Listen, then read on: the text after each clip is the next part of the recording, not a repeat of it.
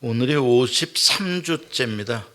항상 1년은 52주라고 알고 있는데 28년 만에 돌아온 53주째 송년 감사주일 예배입니다. 지난 1년 동안 우리 교회의 표어가 무엇이었죠? 마태복음 6장 33절에 먼저 그의 나라와 그의 의를 구하라 였습니다. 그리하면 이 모든 것을 너에게 더하시리라. 이 표어를 정한 이유는 지난 3년 동안의 팬데믹으로 인해서 그리스도인들의 삶의 우선순위가 많이 무너졌어요. 그래서 정말 가치 있는 일, 정말 하나님이 소중하게 보시는 일을 우리가 우선순위로 두고 나머지 순서를 정해야 하는데, 교회 와서 예배하는 것도 점점 순위에서 밀려나기 시작하고 어떤 두려움들, 걱정들 이런 것들이 자꾸 우리의 삶을 엄습하는 그런 3년 동안의 세월을 지나면서, 아니다, 이제 팬데믹도 끝나가고 우리의 삶을 다시 얼라이먼을 해야 되겠다. 그래서 진짜 가치 있는 것을 우선으로 지키는 삶을 시작해야 되겠다. 그래, 먼저 그의 나라와 그의 의를 구하는 하나님의 뜻이 나의 삶에서 이루어지는 걸 먼저 추구하는 삶을 살아야 되겠다. 여러분, 여러분이 원하는 것이 이루어지는 것이 좋습니까? 하나님이 여러분에게 이루어 주고 싶으신 게 이루어지는 게 좋습니까? 물론 둘 다 좋지만 둘 다 좋지만 하나님은 내가 원하는 것보다 나에게 더 중요하고 더 소중하고 가치 있는 것을 아신다는 거죠. 그래서 사실 하나님의 뜻이, 하나님의 목적이 나에게서 이루어지는 게 나에게 더 큰 복입니다. 그게 주님의 나라와 의를 먼저 구한다는 게 그런 것이죠. 이 우선순위를 어떠한 상황에서도 절대적으로 지켜가는 것. 나는 하나님이 우선이야, 나는 예배가 우선이야, 나는 하나님의 뜻을 먼저 구할 거야, 이걸 지켜서 살아가는 걸 믿음의 삶이다 라고 말을 하는 것이죠. 이렇게 살면 하나님이 기뻐하시며 나머지 모든 삶의 질서와 균형과 복이 흘러가게 해주시는 거예요. 영혼이 잘된 같이 범사가 잘되고 강건한 복으로 자연스럽게 샬롬이 이루어지도록 하나님이 해주시는 것이죠. 그런데 이 절대적인 하나님 중심의 가치가 무너져 버리면, 내가 원하는 것들이 자꾸 앞에 가게 되면, 그런 뭔가 이루어지는 것 같지만 삶이 꼬이고 힘들어지게 되는 것입니다. 이것은 사실 지난 1년간의 표어가 아니라 우리가 평생토록 내 삶의 우선순위는 오직 하나님이다, 이것만은 내가 지키고 살아야겠다, 우리가 이런 결심이 필요하리라고 생각합니다.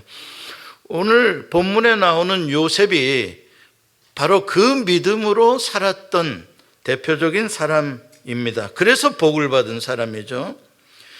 요셉은 아버지 야곱으로부터 편애를 받았던 아들이긴 하지만 사실 육신적으로 보면은 별로 그렇게 탁월한 인물은 아닙니다. 12아들 중에 그 순서가 저 11번째 말째 아들이고요, 형들로부터 엄청난 따돌림을 받았던 걸 아실 것입니다. 얼마나 요셉이 미웠으면 형들이 이놈 자식 그냥 우리 죽여버리자, 그냥 그나마 조금 유다가 봐줘가지고 그냥 노예로 팔아버리자. 여러분, 형들이 얼마나 화가 나고 지긋지긋 꼴보기 싫었으면 그런 생각을 하겠습니까? 그래도 아무리 그래도 형들인데, 그러니까 그 정도로 요셉은 참 독불장군, 정말 뭔가 이게 분위기 파악을 못하는 그런 친구였던 것 같아요. 눈치 없이 얄미운 짓을 형들한테 너무 많이 한 것 같아요. 어쨌든 그 와중에 하나님이 요셉을 불쌍히 여겨서 지켜주시고 도와주셔서 요셉이 애굽으로 포로로 끌려갔어도 하필이면 시위대장 보디발의 집에 팔려가게 됐고, 거기서 또 보디발의 인정을 받아서 하나님이 그렇게 요셉에게 성실한 마음을 준 거죠. 인정을 받아서 그렇게 노예 생활을 했습니다. 그렇지만 여러분, 요셉이 노예였을 뿐이지 무슨 힘이 있겠습니까? 그러니까 노예의 말을 믿지 않고 자기 아내가, 보디발의 아내가 하는 말을 믿고 보디발이 노예를, 요셉을 감옥에다 가둬버리지 않았습니까? 감옥에 갇힌 히브리 노예다. 정말 희망이 없는 상태 아닙니까? 이게 요셉의 현실이었던 것이에요. 그런데 이렇게 아무짝에도 쓸모가 없고 아무 힘도 없어 보이는 이 히브리 노예 청년이, 그것도 감옥에 갇혀 있는 청년이 한 가지 뭔가 독특한 능력이 하나가 있어요. 그게 뭐냐면 꿈을 잘 해몽을 한다는 거예요. 군뱅이도 구르는 재주는 있듯이. 이게 좀 특별한 거예요, 요셉에게. 그러니까 사람들이 꿈꾸고 요셉한테 자꾸 물어보고, 야, 이게 무슨 꿈이냐 물어보고. 그게 이제 요셉을 좀 탁월하게 만들어 주었던 것이죠. 그래서 기적적인 인생 역전이 이제 술관원의 꿈을 해몽해 준 덕에 또 바로의 꿈을 해석해 준 덕에 그런 역전이 일어납니다. 자, 여기서 요셉의 능력이 전부냐, 그게 최고의 능력이냐, 요셉이 가지고 있는, 그게 아닙니다. 요셉의 인생을 진짜 완전히 역전시키고도 남을 만한 중요한 능력은 꿈을 해석하는 능력이 아니라 코람데오의 능력입니다. 코람데오라는 말은, 데오는 God, 신이라는 이야기고, 하나님, 코람이라는 말은 before라는 뜻입니다. in front of라는 뜻이죠. 그래서 코람데오 그러면 하나님 앞에서, 하나님 면전에서라는 것. 그러니까 요셉의 삶의 가장 큰 능력은 뭐냐? 요셉은 코람데오의 삶을 살았다는 것이죠. 늘 하나님이 보신다, 나는 하나님 앞에 있다, 하나님의 은혜가, 하나님의 보호하심이, 하나님의 능력이 나를 지켜주시는 그 안에서 나는 살아가고 있다라고 요셉은 믿는다는 것입니다. 창세기 39장 23절 후반절에 이런 말씀이 기록되어져 있습니다. 이는 여호와께서 요셉과 함께 하심이라, 여호와께서 그를 범사에 형통하게 하셨더라. 이거는 보디발 집에 있을 때의 이야기입니다. 이 말씀은 고난 중에 있었어도 요셉이 어떻게 그 고난을 이겨내며 살 수 있었는지, 형통할 수 있었는지를 알려주는 말씀입니다. 여호와께서 늘 함께 해주시는 은혜를 받았기 때문에, 여호와께서 형통하게 해주셨기 때문에 요셉은 그 어려운 고난의 세월을 이겨낼 수 있었다라는 것입니다. 그런데 왜 요셉을 코람데오, 하나님 앞에서 요셉이 있었다라고 말을 하느냐? 코람데오라는 것은 하나님은 안 계시는데 나 혼자 막 하나님 안에 있을 거야 라고 하는 게 코람데오가 아닙니다. 코람데오라는 건 하나님이 나와 은혜로 지금 함께 하신다는 것을 믿고 그 은혜로 내가 반응하는 것입니다. 그걸 인정하는 것이, 하나님이 은혜로 나와 함께 하신다는 사실을 믿고 인정하는 것, 그것이 코람데오의 신앙인 것이죠. 왜냐하면 많은 사람들은 하나님이 함께 해주시고 은혜를 베풀어 주셔도 하나님이 함께 하신다는 것 자체를 모르고 살아요. 인정하지 않고 살아요. 그럼 그건 코람데오의 신앙이 아닙니다. 그러나 요셉은 하나님이 함께 해주시는 은혜, 거기에 반응을 했다는 것이죠. 창세기 39장 9절에 요셉이 보디발 아내의 유혹을 물리칠 때 이렇게 말을 합니다. 이 집에는 나보다 큰 이가 없으며 주인이 아무것도 내게 금하지 아니하였어도 금한 것은 당신뿐이니 당신이 그의 아내임이라. 그런즉 내가 어찌 이 큰 악을 행하여 하나님께 죄를 지으리까. 보디발 아내는 뭐라고 유혹을 했습니까? 지금 여기에는 너하고 나밖에 없다. 아무도 보는 사람이 없으니 우리가 여기서 음행을 한들 너를 벌할 사람은 없을 것이다. 이렇게 유혹을 한 거거든요. 사람 보는 눈이 없으니까 괜찮다. 그러나 요셉은 그렇지 않습니다. 사람 보는 눈을 의식하는 사람이 아니라 요셉은 코람데오의 사람, 하나님이 보시는 면전 앞에서 나의 삶이 있다라고 믿는 사람이기 때문에 하나님이 다 보시는데, 하나님이 아시는데 내가 어떻게 이런 악을 행할 수가 있겠느냐, 이렇게 이야기를 했던 것이죠. 이렇게 코람데오의 삶을 사는 사람의 우선순위는 오직 하나님밖에 없는 것입니다. 이게 요셉의 인생을 역전시키는 모든 고난을 다 이겨내게 하는 결정적인 능력인 거예요. 여러분, 우리는 보통 복을 이야기하면 부모복 이야기를 하죠. 아주 능력 있고 부잣집에서 태어나는 것, 자식복, 공부를 많이 하는 복, 지식의 복, 권세의 복, 물질의 복 이야기를 하잖아요. 그게 우리의 힘이라고 말하잖아요. 그러나 성경은 그렇지 않아요. 그런 것들은 얼마든지 없을 수도 있고 있어도 어느 순간에 사라질 것들이다. 진짜 누가 복 있는 자인 줄 아느냐? 여호와 하나님께 심겨진 자가 복 있는 사람이다. 그 이야기를 성경은 하는 거예요. 누가 복 있는 사람이냐? 누가 진짜 능력이 있는 사람이냐? 하나님의 능력을 나의 능력으로 받는 사람, 그 사람이 진짜 능력이 있다는 거예요. 이거는 부모를 잘못 만났든 누구를 잘못 만났든 인생이 어떻든 아무 상관이 없어요. 여호와 하나님만을 나의 능력으로 내가 의지하고 섬기는 순간에 내 인생은 하나님의 능력으로 펴지는 거다, 이 말입니다. 찬양 시인 아삽이라는 사람이 시편 73편 23절에 이렇게 노래합니다. 내가 항상 주와 함께하니 주께서 내 오른손을 붙드셨나이다. 내가 넘어질라 그래도 주님이 나를 붙잡아 세워주신다, 이 말이에요. 저는 여러분들의 인생이 그런 인생이 되시기 바랍니다. 나는 넘어지고 자빠지고 나를 밀어줄 만한 백이 없고 다 상관없어요. 주님이 나의 백이 되시고 주님이 나를 세워주시면 그런 막을 자가 없는 겁니다. 아삽의 고백이 바로 그거예요. 이게 바로 코람데오의 삶을 살아가는, 언제나 하나님만을 내 앞에 모시고 살아가는 사람들이 누리는 능력이고 복인 것입니다.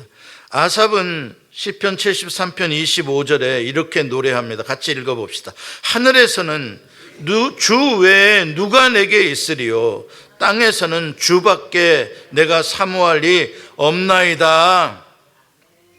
어떤 가수가 앉으나 서나 당신 생각, 그런데 여기서의 당신을 아내라고 생각하고 했지만 우리는 앉으나 서나 하나님 생각, 하늘에서도 하나님, 땅에서도 하나님, 나는 주밖에 없다. 세상과 나는 간 곳 없고 구속한 주만 보이도다. 이게 날마다 천국을 누리고 살아가는 사람들, 코람데오의 삶을 사는 사람들. 코람데오라는 게 하나님의 은혜의 통치 아래 천국을 누리는 삶 아니겠습니까? 은혜 안에 머무는 삶. 하늘에 주밖에 없고 땅에도 주밖에 없는 하나님을 사랑하는 아삽의 마음. 못된 사람들은 천상천하 유아 독존이다 이렇게 말합니다. 잘났다.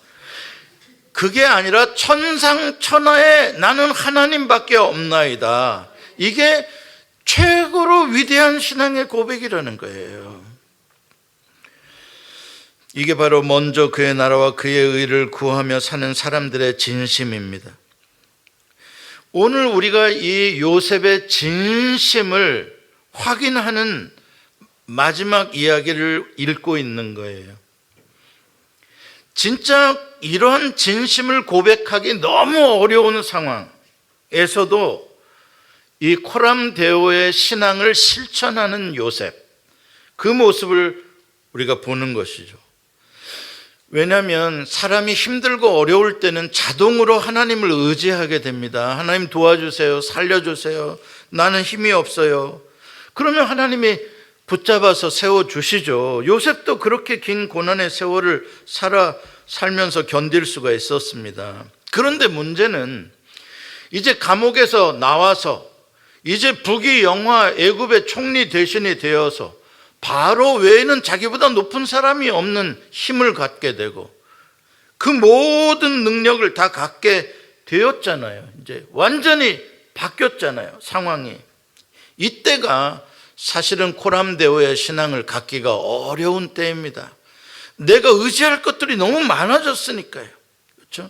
그러니까 영적으로는 이때가 많은 유혹을 받을 때입니다. 그래서 신앙생활 하던 사람들도 보면은 어렵고 힘들 때는 새벽 기도도 하고 예배에 나와도 눈물이 나고 간절하고, 그런데 먹고 살만해지면 10년, 20년 세월이 지나서 이제 걱정거리가 없어졌어, 별로. 그렇게 되면 사람이 서서히 교만해지기 시작하거든요. 내가 의지할 게 많아지기 시작하는 거예요. 그리고 하나님의 은혜가 어떻게 나를 지금까지 도와주셨는지를 자꾸 망각하기 시작합니다. 그리고 과거를 돌이켜보면 내가 그때 그 어려웠던 걸 내가 이렇게 이겨냈지. 뭐 내가 이겨냈다고 생각하는 거예요. 그때는 내 해동 하나님 나 좀 살려주세요 해놓고서는 나중에 지난 뒤에는 자기가 멋있게 어려움을 이겨냈다고 영웅담을 하고 막 자서전을 쓰는 거죠. 이렇게 되면 사람이 변질되는 거예요.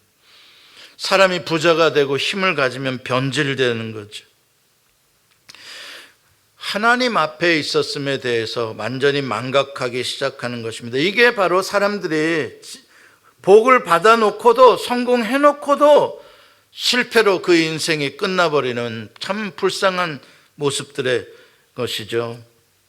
그런데 너무나 다행히도 요셉은 마지막 그 유혹까지도 잘 이겨냈다는 것입니다.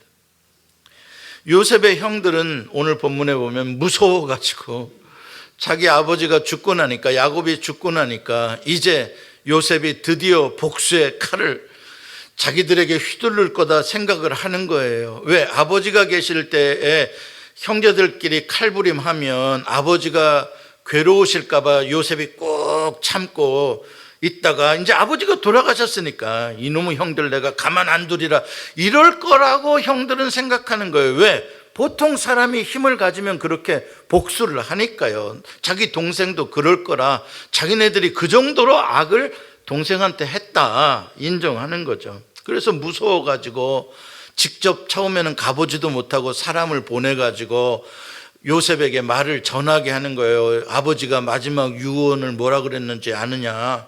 아버지가 돌아가실 때 절대로 형들한테 복수하지 말라고 아버지가 당부를 하셨다. 막 이렇게 하는 거예요. 떨면서. 근데 요셉은 그런 소리를 들을 때 울었다는 거예요. 형들이 얼마나 지금 아파하며 형들이 아직까지도 나를 어떤 사람인지를 알아주진 못하는구나. 내가 이미 그들을 용서했음에 대해서 아직도 모르는구나. 마음으로 울었다는 거예요. 그러고 나니까 이제 형들이 직접 요셉에게 이제 온 거예요. 10명의 형들이 와가지고 용서를 비는 거죠. 그때 요셉이 이제 복수가 아니라 정말로 그들을 따뜻한 말로 위로하고 간절히 그들을 용서하고 화해했다는 이야기를 오늘 하는 거죠. 그게 바로 요셉이 끝까지 코람되어 끝까지 하나님 앞에서의 경건을 지켜냈다는 뜻입니다. 오늘 본문 19절부터 21절까지의 말씀을 같이 한번 우리 읽어봅시다. 시작.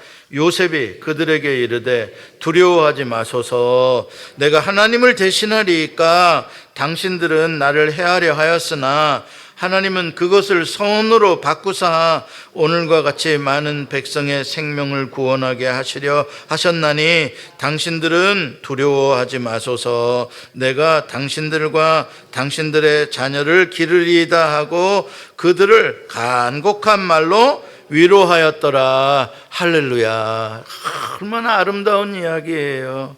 여러분, 이 말을 들은 요셉의 형들은 어떨 것 같아요?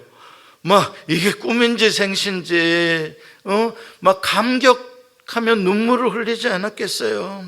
이게 너무 놀라운 은혜니까요. 내 동생이 이렇게까지 우리를 생각해주고 용서했다는 게 꿈만 같은 거죠.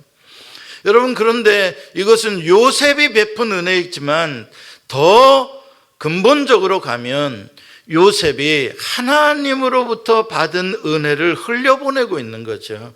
하나님으로부터 받은 은혜를 헛되게 하지 않고 자기 선에서 끝내버리질 않고, 하나님께 내가 무한한 은혜를 받았기 때문에 그 은혜로 형들에게도 내가 은혜를 베풉니다. 그 뜻 아니겠습니까?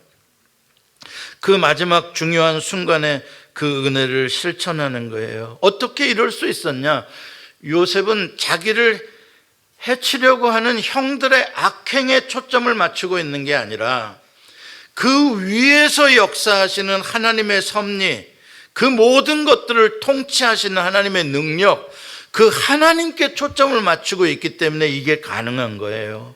하나님이 형들의 악함까지도 쓰셨다는 거죠. 오히려 하나님이 그걸 쓰셨기 때문에 자기가 지금 이렇게 애굽의 총리 대신이 되는데 형들이 기여를 한 거예요.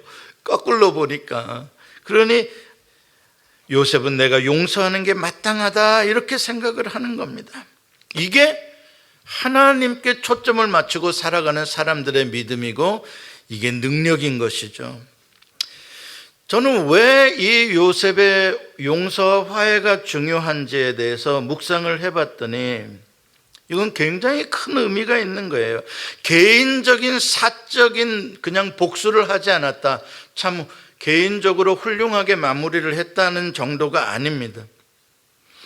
이것은 가까이서는 자기 아버지 야곱으로부터 시작되어지는 모든 삶의 파란만장했던 그 역사, 그것이 이 요셉의 용서의 선언으로 말미암아, 신앙 고백으로 말미암아 너무나 아름답게 마무리가 되었다는 거예요.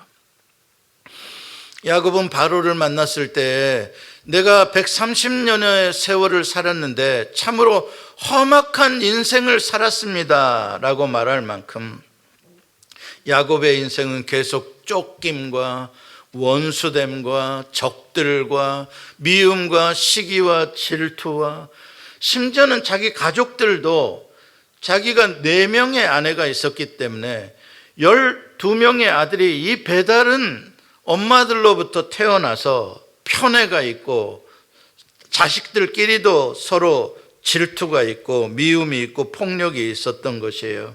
그래서 그렇게 형들이 요셉을 미워하고 팔아버리는 지경까지 이르지 않았습니까?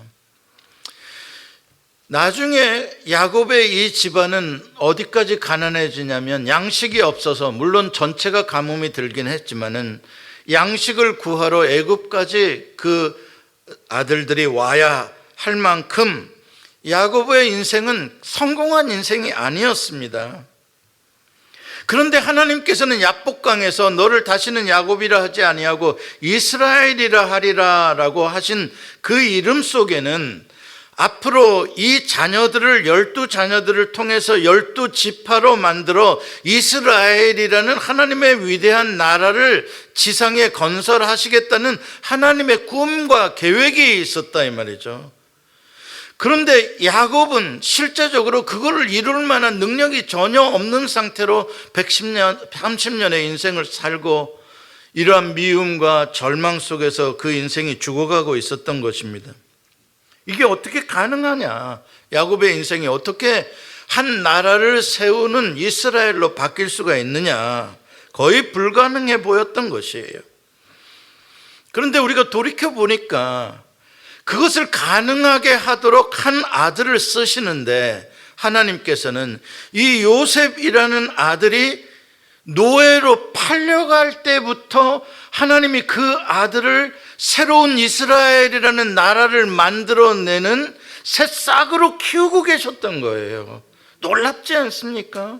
전혀 절망으로 보이던 그 아들이 잃어버렸다, 죽었다라고 생각했던 아들인데, 하나님께서는 야곱의 인생에 완전히 아름다운 마무리는 물론이요, 새로운 이스라엘의 나라의 역사를 만들려고 요셉의 삶 속에 하나님이 섭리하시고 지키시고 세워가셨다는 거예요.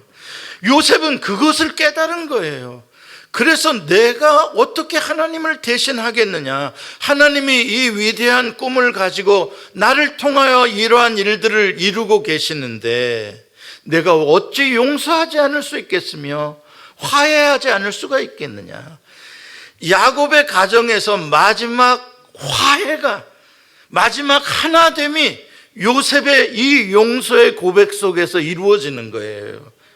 야곱의 그 파란만장했던, 정말 콩가루 같았던 집안이 이 요셉의 눈물겨운 이 용서와 이 고백 속에 진정 형제들이 온전히 사랑으로 하나가 되어진 거예요. 여기에서부터 하나님은 이스라엘이라는 나라의 12지파를 이들을 통하여 세워가는 거죠. 그러고 보면 요셉은 영적으로 야곱의 장자예요. 요셉이 이 가문을 이어서, 야곱에 이어서 이스라엘이 되도록 그 마무리 마침표를 찍은 것입니다. 그래서 요셉에게는 2지파 장자의 복을 주었잖아요. 그렇잖아요. 므낫세와 또 뭐였죠? 에브라임. 그렇죠.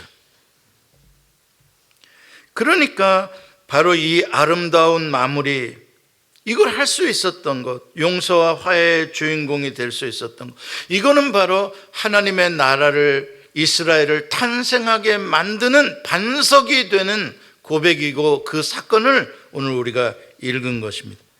그래서 제가 이 설교의 제목을 아름다운 마무리라고 잡은 것이죠.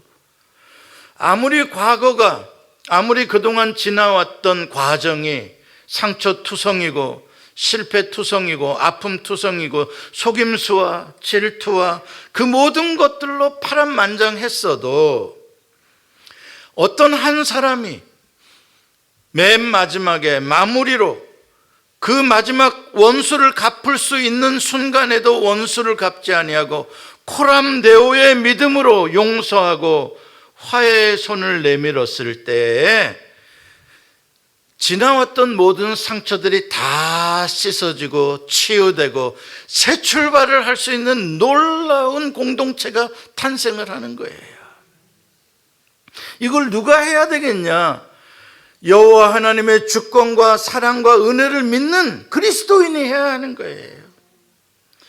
대한민국의 역사, 최근 근대사, 일본에게 나라를 빼앗기고 36년간의 고난을 겪고 동족 상잔의 비극을 지나 지금도 좌판이 우판이 싸우고 있는 이 역사, 이 가슴 아픈 한 집안 안에서의 콩가루 같음을 누가 용서와 화해로 서로 눈물을 흘리며 부둥켜 안고 갈 수 있느냐? 누가 진짜 화개장터를 만들 수 있느냐? 하나님의 주권과 섭리를 믿는 그리스도인인 거예요. 여러분의 가정에 있어서도 형님과 동생과 누구와 싸우고 서운했고 말도 안 하고 살고, 누가 이 집안을 그래도 다시 용서와 화해로 만들 수 있겠느냐? 예수 그리스도의 이 사랑, 하나님의 주권을 믿는 우리가 해야 하는 일이에요. 누가 교회에 지나간 아픔들을 다 보듬고 용서와 화해로 새 출발할 수 있는 교회로 만들 것이냐? 바로 이런 하나님의 주권을 믿는, 하나님 앞에서 하나님만을 바라보고 살아가는 믿음의 사람들이 해야 하는 것입니다. 이 믿음을 실천했을 때 아브라함으로부터 시작돼서 이삭과 야곱과 그의 12아들로 이어지는 이 족장시대의 긴 세월에 파란만장했던, 하나님이 그들을 통하여 새로운 나라를 건설하고자 했던 하나님의 계획이 완성이 되어지고, 이 요셉의 마무리를 통하여 다음의 역사로 이어져 가는 것이, 이렇게 우리의 인생은 시작과 과정과 끝이 있는데, 끝은 완전히 끝이 아니라 다음 시작으로, 다음 단계로, 넥스트 스텝으로, 넥스트 스테이지로 이어지는 거거든요. 인생의 끝은 릴레이 경주와 같아서 2023년이 끝나는 것 같지만 2024년으로 이어지는 거거든요. 이렇게 인생은 언제나 시작과 과정과 끝이 있어요. 예, 과정이 힘들었을 수 있어요. 과정이 부족했을 수 있어요. 그러나 우리가 마무리를 성실하게 끝까지 잘 하게 되면 그 힘들었던 과정들, 어려웠던 과정들이 다 리커버가 되어지고 다시 새로운 단계로 힘차게 시작할 수 있다는 거예요. 그래서 마무리가 그렇게 중요한 겁니다. 그러나 마무리를 안 해놓으면 다음 단계로 들어가지를 못해요. 인생이 거기서 흐지부지 되고 만다는 것이죠. 여러분들도 직원들을 뽑을 때 퇴근하기 전에 마무리를 깔끔하게 하고 가는 직원을 뽑아야 되는 거예요. 일하다 말고 그냥 지저분하게 해놓고서 그냥 퇴근 시간이라 가버려요. 못 써요. 그건 그런 인생이 못 써. 그러면 안 되는 거예요. 끝을 잘 마무리를 해야 되는 거예요. 왜? 그래야 다음으로 가기 때문에. 저는 여러분들이 이렇게 인생에 있어서 언제나 용서와 화해로 마무리를 잘 하는 그런 삶을 사시기를 바랍니다.